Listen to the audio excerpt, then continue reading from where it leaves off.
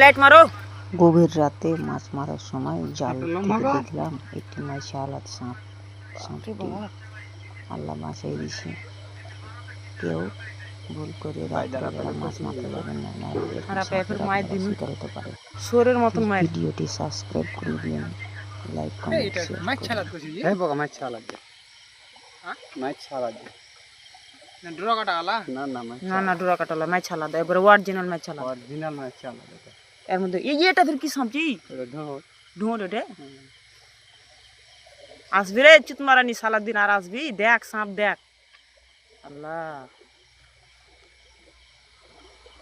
পার সালা সজা হা আবে সোজা হাত চুদির বেটা এই রে বড় জিন্দা আছে রে। দাও সালা আর গহর উপরে দাও না আর মারি না আচ্ছা ধর দিন না আছে ও উঠে দাও